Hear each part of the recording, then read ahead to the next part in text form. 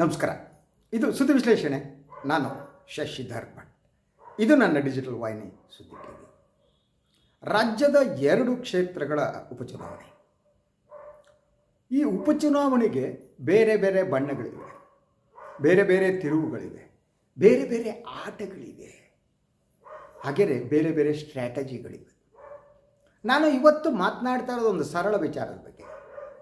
ಅದು BJPಯಿಂದ ಉಚ್ಚಾಟಿತರಾಗಿರುವ ಬಸನಗೌಡ ಪಾಟೀಲ್ ಯತ್ನಾಳ್ ಅವರು ಬಾಗಲಕೋಟೆಯ ಅಭ್ಯರ್ಥಿಯ ಪರವಾಗಿ ಚುನಾವಣಾ ಪ್ರಚಾರ ಭಾಷಣ ಮಾಡಿದ್ದರು. ನಿನ್ನೆ ಅವರು ಬಾಗಲಕೋಟೆಯಲ್ಲಿದ್ದರು. ತಲೆ ಮೇಲೆ ಕೇಸರಿ ಟೊಪ್ಪಿ ಇತ್ತು, ಕೇಸರಿ ಬಟ್ಟೆ ಹಾಕಿದ್ರು. ಸೊ ಅಷ್ಟೇ ಅಲ್ಲ, BJPಯಿಂದ ಉಚ್ಚಾಟಿತರಾದಂತಹ ಯತ್ನಾಳ್ ಅವರಿಗೆ ಚುನಾವಣಾ ಪ್ರಚಾರ ಮಾಡುವುದಕ್ಕೆ ಯಡಿಯೂರಪ್ಪನವರು ಹಾಗೂ ವಿಜಯೇಂದ್ರ ಅವರು ಅವಕಾಶ ಕೊಟ್ಟಿದ್ದು ಯಾಕೆ? ಕಾರಣ ಏನು? ಹಾಗಿದ್ದರೆ ಯತ್ನಾಳ್ ಅವರು BJPಗೆ ತಿರುಗಿ ಬರ್ತಾರ? ಪ್ರಶ್ನೆಗಳ ಮೇಲೆ ಪ್ರಶ್ನೆಗಳು. ರಾಜಕಾರಣ ಅನ್ನೋದಿದೆಯಲ್ಲ, ಅದು ಮೇಲ್ನೋಟಕ್ಕೆ ಕಾಣುವಂತೆ ಇರಲ್ಲ. ಒಳಗೆ ಹಲವು ರೀತಿಯ ಶೇಡ್ಗಳಿರ್ತವೆ. ನಾನು ಇವತ್ತು ಅದನ್ನು ತಮಗೆ ತಿಳಿಸೋಕೆ ಯತ್ನ ಮಾಡ್ತೇನೆ. ಯಾಕೆ ಒಪ್ಪಿಗೆಯನ್ನು ಕೊಟ್ಟರು? ಪಕ್ಷದಿಂದ ಉಚ್ಚಾಟನೆ ಮಾಡಿದವರು ಮತ್ತು ಸತತವಾಗಿ ಯಡಿಯೂರಪ್ಪ ಮತ್ತು ಅವರ ಮಗನನ್ನು ವಿಜೇಂದ್ರ ಅವರನ್ನು ಬಾಯಿಗೆ ಬಂದ ಹಾಗೆ ಟೀಕೆ ಬಂದವು ಯತ್ನ ಮಾಡ್ತಾ ಇರುವವರು. ಅವರ ಟೀಕೆಗಳಿದೆಯಲ್ಲ, ಸಾಧಾರಣವಾಗಿ ಯಾರೂ ಕೂಡ ಸಹಿಸಿಕೊಳ್ಳುವುದಕ್ಕೆ ಸಾಧ್ಯ ಇಲ್ಲ. ಆದರೆ ಹಾಗಿದ್ದರೂ ಕೂಡ ಯಡಿಯೂರಪ್ಪನವರು ಮತ್ತು ವಿಜೇಂದ್ರ ಯತ್ನಾಳ್ ಅವರು ಚುನಾವಣಾ ಪ್ರಚಾರ ಮಾಡಿ ಅಂತ ಹೇಳಿದ್ದು ಯಾಕೆ? ರಾಜಕಾರಣ ಅನ್ನೋದು ಕೇವಲ ಎಮೋಷ್ನಲ್ ಆಟ ಅಲ್ಲ. ಎಮೋಷನನ್ನು ಆಗಾಗ ಬಳಸಿಕೊಳ್ಳಬಹುದು ಅಷ್ಟೇ. ಆದರೆ ರಾಜಕಾರಣ ಇದೆಯಲ್ಲ, ಅದು ಹೃದಯದ ಮಾತಿನಂತೆ ನಡೆಯಲ್ಲ, ಬುದ್ಧಿಯಂತೆ ನಡೆಯುತ್ತೆ. ಸೊ ಇದು ಏನು ಅಂತ ನಿಮಗೆ ಹೇಳಿದೆ, ಇದು ಸಾಮಾನ್ಯ ನಿರ್ಧಾರ ಅಲ್ಲ ಅಂತ. ಹಾಗಿದ್ದರೆ ಇದು ಯಾವ ರೀತಿ? ಇದು ಫಸ್ಟ್ ಥಿಂಗ್, ಇದು ಕಂಟ್ರೋಲ್ ಸ್ಟ್ರಾಟಜಿ ಅಂತ. ಇದನ್ನು ಮೊದಲ ಒಂದು ಪಾಯಿಂಟ್ ನಾವು ವಿಶ್ಲೇಷಣೆ ಮಾಡೋಣ. ಕಂಟ್ರೋಲ್ ಸ್ಟ್ರಾಟಜಿ ಏನು? ಕಂಟ್ರೋಲ್ ಸ್ಟ್ರಾಟಜಿ ಯತ್ನಾಳ್ ಅನ್ನುವ ಈ ಮಹಾನ್ ಹಿಂದುತ್ವವಾದಿಯನ್ನು ನಿಯಂತ್ರಣದಲ್ಲಿ ಇಡುವುದು. ಅದು ಕೂಡ ಚುನಾವಣೆಯ ಸಂದರ್ಭದಲ್ಲಿ ಅವರೇನಾದರೂ ಹಾಗೆ ಬಿಟ್ಟರೆ ಅವರು ಯಾವ ರೀತಿಯ ಡ್ಯಾಮೇಜ್ ಬೇಕಾದರೂ ಮಾಡ್ಬೋದು. ಜಸ್ಟ್ ಲೈಕ್ ಎ ಬುಲ್ಡೋಜರ್ಗೆ ಹೃದಯ ಇರಲ್ಲ, ಬುಲ್ಡೋಜರ್ಗೆ ಉದ್ದೇಶ ಇರಲ್ಲ, ಬುಲ್ಡೋಜರ್ ನುಗ್ಗದಂತೆ ಕೆಲಸ. ಯತ್ನಾಳ್ ಕೂಡ ಹಾಗೇನೆ. ಸೊ ಆದ್ದರಿಂದ ಈ ಬುಲ್ಡೋಜರನ್ನು ನಿಯಂತ್ರಣದಲ್ಲಿರುವುದಕ್ಕೆ ಇದನ್ನು ಕಂಟ್ರೋಲ್ ಸ್ಟ್ರಾಟಜಿಯಾಗಿ ಯಡಿಯೂರಪ್ಪ ಮತ್ತು ವಿಜೇಂದ್ರ ಬಳಸ್ಕೊತಾ ಇರೋದು. ಅದರ ಜೊತೆಗೆ ಪಾಯಿಂಟ್ ನಂಬರ್ 2, ಒಂದು, ಉತ್ತರ ಕರ್ನಾಟಕದಲ್ಲಿ ಈ ಸನ್ಮಾನ್ಯ ಯತ್ನಾಳ್ ಅವರಿಗೆ ಅವರದೇ ಆದ ಕೆಲವು ಬೆಂಬಲಿಗರಿದ್ದಾರೆ. ಅದು ನಿರಾಕರಣೆ ಮಾಡೋಕ್ಕಾಗಲ್ಲ. ಅವರ ಉಗ್ರ ಹಿಂದುತ್ವವಾದ, ಮುಸ್ಲಿಂ ವಿರೋಧ, ಬೆಂಕಿ ಹಚ್ಚುವ ಮಾತು ಬಿಸಿ. ಸೊ ಯಾರು ಮುಸ್ಲಿಮರನ್ನ ಇತ್ತೀಚೆಗೆ ಮಾತಾಡಿದ್ರು ಅವರು ಏನು ಅಂದರೆ, ಯಾರಾದರೂ ಪಾಕಿಸ್ತಾನಕ್ಕೆ ಜೈ ಅಂದರೆ ಅವ್ರ ಬಾಯಲ್ಲಿ ಬಂದೂಕಿಟ್ಟು ಹೊಡಿತೀನಿ, ನನಗೆ ಮುಸ್ಲಿಂ ಓಟೇ ಬೇಡ, ಈ ರೀತಿ ಸತತವಾಗಿ ಮುಸ್ಲಿಂ ಟಾರ್ಗೆಟ್ ಮಾಡ್ತಾ ಅವ್ರದ್ದೇ ಆದ ಒಂದು ಮತ ಬ್ಯಾಂಕ್ ಇದೆ. ಅದು ಸ್ವತಂತ್ರವಾಗಿ ಅವರ ವಿಜಯಕ್ಕೆ ಕಾರಣ ಆಗುತ್ತೋ ಬಿಡುತ್ತೋ, ಬಟ್ ಇನ್ನೇನು ಸ್ವಲ್ಪ ಆ್ಯಡ್ ಆಗುತ್ತೆ. ಆ ಕಾರಣಕ್ಕಾಗಿ ಅವರ ಬೆಂಬಲವನ್ನು ಬಳಸಿಕೊಳ್ಳುವುದಕ್ಕೆ ಅವರಿಗೆ ಚುನಾವಣಾ ಪ್ರಚಾರ ಮಾಡುವುದಕ್ಕೆ ಒಪ್ಪಿಗೆ ಕೊಟ್ಟಿರಬಹುದು. ಅದರ ಜೊತೆಗೆ ಒಂದು ಮೆಸೇಜು ಏನು ಅಂತ ಅಂದರೆ, ಯತ್ನಾಳ್ ಅವರನ್ನು ತಕ್ಷಣ ಪಾರ್ಟಿಗೆ ಸೇರಿಸ್ಕೊಳ್ಳಲ್ಲ ಅನ್ನುವ ಸಂದೇಶ ಕೂಡ. ಇದನ್ನು ಒಂದು ಟೆಸ್ಟ್ ಡೋಸ್ ಆಗಿ ಬಳಸೋದು. ಮೊದಲನೇದಾಗಿ ಏನು ಟೆಸ್ಟ್ ಡೋಸ್? ಅದರಲ್ಲಿ 3 ಪಾಯಿಂಟ್ಗಳನ್ನ ನಾನು ಇದು ಮಾಡಿದ್ದೀನಿ. ಒಂದು, ಅವರ ಮತಗಳ ಒಗ್ಗೂಡುವಿಕೆ ಏನಿದೆ, BJP ಮತ್ತು ಹಿಂದುತ್ವದ ಮತಗಳನ್ನು ಒಗ್ಗೂಡಿಸುವುದು ಮೊದಲನೇದು. ಎರಡನೇದಾಗಿ ಯತ್ನಾಳ್ ಅವರ ನಿಷ್ಠೆಯ ಪರೀಕ್ಷೆ ಇನ್ನೊಂದು ಸಲ. ಅವರ ಬೈಗಳದ ರಾಜಕಾರಣ ಏನಿದೆ, ಯಡಿಯೂರಪ್ಪನವರ ಕುಟುಂಬದ ಮೇಲೆ ಸತತವಾಗಿ ಅವರೇನು ದಾಳಿ ಮಾಡ್ತಿದ್ದಾರೆ, ಅದರಲ್ಲೇನೋ ಸಾಫ್ಟನ್ ಆಗ್ತಾರಾ ಅನ್ನೋದು. ಅದರ ಜೊತೆಗೆ BJPಯ ಒಳಗಡೆ ಯತ್ನಾಳ್ ಅವರನ್ನು ವಿರೋಧಿಸುವಂತಹ ಬಹಳಷ್ಟು ನಾಯಕರುಗಳಿದ್ದಾರೆ. ಈ ಒಳಗಿನ ವಿರೋಧವನ್ನು ನಿಯಂತ್ರಿಸುವುದಕ್ಕೆ ಇದು ಮೊದಲ ಹೆಜ್ಜೆಯಾಗಿ ಬಳಸ್ಕೊಳ್ಳೋದು. ಏನು ಹೇಳಿ, ಒಳಗಿನ ಯಾರು ವಿರೋಧ ಮಾಡ್ತಾರೆ? ಯಡಿಯೂರಪ್ಪ ಸುತ್ತಮುತ್ತಲು ಇರೋರು, ಅವ್ರ ಬೆಂಬಲಿಗರು. ಈ ಯತ್ನಾಳ್ ಬಾಯಿವನ್ನು ಮಾತಾಡ್ತಾರೆ. ಸೊ ಇದು 3ನೇ ಪಾಯಿಂಟ್ ಅಂತ ಅನಿಸುತ್ತೆ. ಆದರೆ ಇಷ್ಟಕ್ಕೆ ಸೀಮಿತ ಆಗಿಲ್ಲ. ಯಡಿಯೂರಪ್ಪ ಅವರ ಗೇಮ್ ಪ್ಲ್ಯಾನ್ ಏನು ಅದನ್ನು ನಿಮಗೆ ಹೇಳ್ತೀನಿ.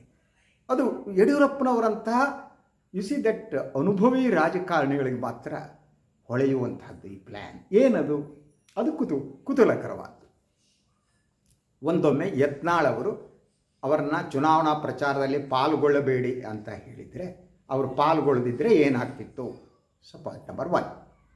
ಒಂದೊಮ್ಮೆ ಬಾಗಲಕೋಟೆಯಲ್ಲಿ BJP ಸೋತಿದ್ದರೆ ಯತ್ನಾಳ್ ಚುನಾವಣಾ ಪ್ರಚಾರದಲ್ಲಿ ಪಾಲ್ಗೊಳ್ಳದಿದ್ದರೆ ಅವರು ನನ್ನಿಂದನೇ ಅಲ್ಲ, ನಾನೇ ಅಲ್ಲ, ನಾನು ಚುನಾವಣಾ ಪ್ರಚಾರ ಮಾಡಿಲ್ಲ, ಆದ್ದರಿಂದ BJP ಅಭ್ಯರ್ಥಿ ಬಿದ್ದರು ಅಂತ ಹೇಳುವ ಮೂಲಕ ಅವರು ಪಕ್ಷದ ಒಳಗೆ ಬರುವುದಕ್ಕೆ, ಮತ್ತು ಅವರು ಹೇಳ್ತಿದ್ದಾರೆ 2028ರಲ್ಲಿ ನಾನೇ ಮುಖ್ಯಮಂತ್ರಿ ಆಯ್ಕೆ ಆಗೋದು ಅಂತ, ಈ ರೀತಿ ಪ್ರಚಾರ ಮಾಡುವುದಕ್ಕೆ ಅವರು ಬಳಸ್ಕೊತಾ ಇದ್ದರು ಯತ್ನಾಳ್ ಅವರು. ಇದನ್ನು ತಡೆಗಟ್ಟೋದು ಹೇಗೆ ಅಂತಂದರೆ ಈಗ ಅವರು ಚುನಾವಣಾ ಪ್ರಚಾರಕ್ಕೆ ಅವಕಾಶ ಕೊಡೋದು. ಅದರ 2 ಆಪ್ಷನ್ಗಳನ್ನು ನೋಡೋಣ. ಒಂದು, ಅವರಿಗೆ ಪ್ರಚಾರ ಮಾಡಿಯೂ ಕೂಡ BJP ಅಭ್ಯರ್ಥಿ ಬಿದ್ದರೆ ಯಡಿಯೂರಪ್ಪ ಮತ್ತು ವಿಜೇಂದ್ರ ಹೇಳ್ಬೋದು, ಈ ಪೇಪರ್ ಟೈಗರ್ ಇವರು ಅಂತ. ಯಾರು? ಯತ್ನಾಳ್. ಅವರ ಹಿಂದುತ್ವ ಆಗಲಿ ಇನ್ನೊಂದಾಗಲಿ ಓಟ್ ತಂದು ಕೊಡಲ್ಲ. ಯಾಕೆಂದರೆ ಅವರು ಬಂದು ಪ್ರಚಾರ ಮಾಡಿ ಅವರ ಆತ್ಮೀಯ ಗೆಳೆಯ ಅಂತ ಹೇಳಿದಂಥ ಚರಂತಿ ಮಠ ಅವರೇ ಗೆದ್ದಿಲ್ಲ, ಇನ್ನು ಯಾವ ಸೀಮೆ ನಾಯಕ ಇವರು? ಪಕ್ಕದ ಬಾಗಲಕೋಟೆ ಜಿಲ್ಲೆಯಲ್ಲೇ ಇವ್ರು ಮಾತು ಕೇಳೋರಿಲ್ಲ. ಆದ್ದರಿಂದ ಇವರು BJP ಸಂಪೂರ್ಣ ಅವ್ರಿಗೆ ಬಾಗಿಲು ಹಾಕಿಬಿಡ್ಬೋಣ ಅನ್ಬೋದು. ಒಂದೊಮ್ಮೆ ಗೆದ್ದರು ಅಂತ ಇಟ್ಕೊಳ್ಳಿ. ಗೆದ್ದರೆ ಆ ಕ್ರೆಡಿಟ್ ಸಿಗೋದು ಯಾರಿಗೆ? ಯಡಿಯೂರಪ್ಪ ಮತ್ತು ವಿಜಯೇಂದ್ರಗೆ. ಸೊ ಇವ್ರು ಹೇಳ್ಬೋದು, ನಾನು ಪ್ರಚಾರ ಮಾಡಿದೆ, ಇನ್ನೊಂದು ಮಾಡಿದೆ, ಗೆತ್ತು ಅಂತ. ಅದು ಸಂಪೂರ್ಣ ಒಪ್ಕೋಬೇಕು ಅಂತಿಲ್ಲ. ವಿಜಯೇಂದ್ರ ಅವರ ನಾಯಕತ್ವದಲ್ಲಿ ಪಕ್ಷ ಗೆದ್ದಿರೋದರಿಂದ ಆ ಕ್ರೆಡಿಟ್ ಅವರಿಗೆ ಹೋಗುತ್ತೆ. ಸೊ ಅದರಿಂದ ಪೂರ್ಣ ಗೆಲುವಿನ ಕ್ರೆಡಿಟನ್ನು ಯತ್ನಾಳ್ ಅವರು ಪಡೆಯೋಕ್ಕಾಗಲ್ಲ. ಆ ಮೂಲಕ ಅವರನ್ನು ಬಾಯಿ ಮುಚ್ಚಿಸೋದು. ಅಂದರೆ ಲಾಂಗ್ ರನ್ನಲ್ಲಿ 2028ರ ಚುನಾವಣೆ ತೆಗೆದುಕೊಳ್ಳಿ.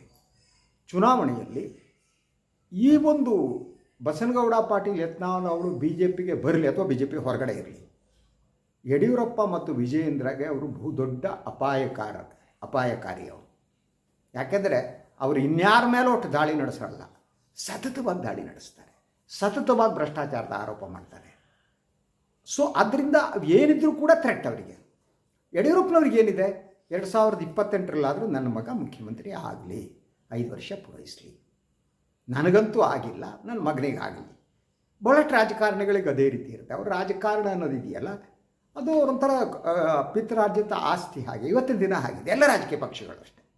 ಸೊ ಅದರಿಂದ ಅವರ ಕನಸು ಅದಿದೆ. ಆ ಕನಸಿಗೆ ಬಹುಮುಖ್ಯವಾಗಿ ಅಡ್ಡಿಯಾಗುವವರು ಯಾರು ಅಂದರೆ ಯತ್ನಾಳ್ ಸಾಹೇಬರು. ಅವರನ್ನು ಈಗ ಅದರಿಂದ ಈ ಟೆಸ್ಟ್ ಡೋಸ್ ಕೊಟ್ಬಿಟ್ಟು, ಅದು ಹೇಗೆ ಗೊತ್ತಾ ನಿಮಗೆ? ಈ ಇಂಜೆಕ್ಷನ್ ಇದೆಯಲ್ಲ, ಕೆಲವರಿಗೆ ಈ ಇಂಜೆಕ್ಷನ್ಗಳು ರಿವರ್ಸ್ ಆಗಿಬಿಡ್ತವೆ ಕೊಡಬೇಕಾದ್ರೆ.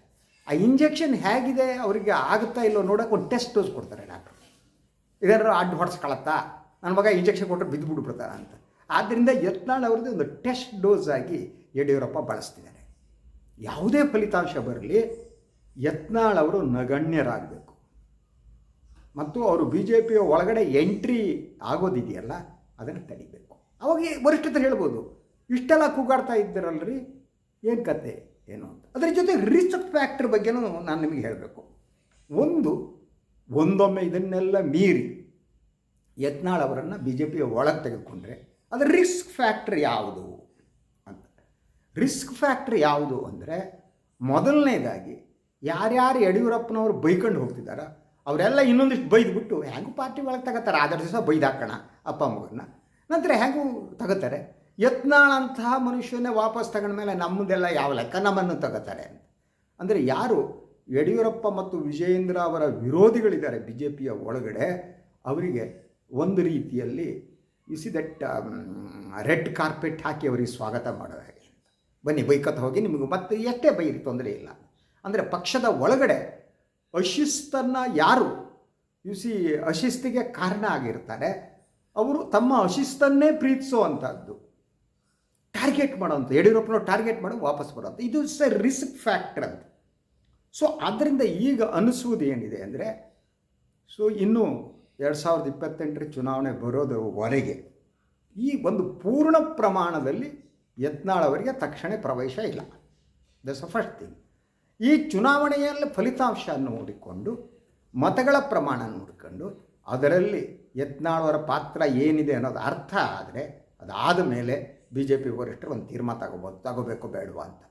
ಹಾಗಿದ್ದಾಗಲೂ ಕೂಡ ಯಡಿಯೂರಪ್ಪ ಮತ್ತು ವಿಜೇಂದ್ರ ಅವರ ಒಪ್ಪಿಗೆ ಇಲ್ಲದೆ ಯತ್ನಾಳ್ಗೆ ಮರುಪ್ರವೇಶ ಸಿಗೋದು ಕಷ್ಟ. ಇವರು ಒಪ್ಪಿಗೆ ಕೊಡ್ತಾರೆ ಅಂತ ನನಗನ್ಸಲ್ಲ. ಆ ರೀತಿ ಮಾನ ಮರ್ಯಾದೆ ತೆಗೆದ ಮೇಲೆ ಹೇಗೆ ಒಪ್ಪಿಗೆ ಕೊಡ್ತಾರೆ? ಆದರೆ ಅವರು ಉಪಯೋಗಿ ಆಗ್ತಾರೇನೋ ಅಂತ ಅದನ್ನು ನೋಡ್ತಾರೆ. ಯಾಕಂದರೆ ultimately it's a power politics C. So ಎಷ್ಟು ಮಟ್ಟಿಗೆ ಅವರು ಉಪಯೋಗಿ ಆಗ್ತಾರೆ ಅನ್ನೋದ್ರ ಮೇಲೆ ಬಿ ಜೆ ಪಿ ಹೈಕಮಾಂಡ್ ಒಂದು ತೀರ್ಮಾನ ತಗೋಬೋದು. ಯಡಿಯೂರಪ್ಪ ಮತ್ತು ವಿಜೇಂದ್ರ ತಮ್ಮ ನಿಲುಮೆಯನ್ನು ಬದಲಿಸ್ಬೋದು. ರಾಜಕಾರಣದಲ್ಲಿ ಇದನ್ನು ನಾವು ಹಳೆಯದನ್ನು ಮರಿಬೇಕಂತೆ. ನೆನಪಿಟ್ಟುಕೊಂಡು ನೀವು ರಾಜಕಾರಣ ಮಾಡೋಕ್ಕಲ್ಲ. ರಾಜಕಾರಣದಲ್ಲಿ ಶುಡ್ ಸಿಲೆಕ್ಟಿವ್ ಅಂತ ಯಾವುದು ನೆನಪಿಟ್ಕೋಬೇಕು, ಯಾವುದು ನೆನಪಿಟ್ಕೊಳ್ಕೊಡೋದು ಅನ್ನೋದು ಗೊತ್ತಿರಬೇಕು, ಯಾವುದನ್ನು ಮರಿಬೇಕು ಅಂತ ಗೊತ್ತಿರಬೇಕು.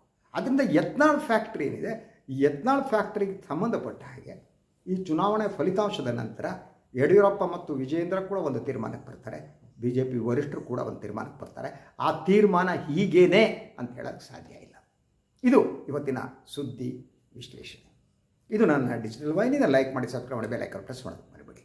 ಹಾಗೆಯೇ ಸಾಧ್ಯ ಆದರೆ ಸಹಾಯ ಮಾಡಿ, ಸ್ವತಂತ್ರ ಪತ್ರಿಕೋದ್ಯಮವನ್ನು ಬೆಂಬಲಿಸಿ, ನನ್ನನ್ನು ಆಶೀರ್ವದಿಸಿ. ನಮಸ್ಕಾರ.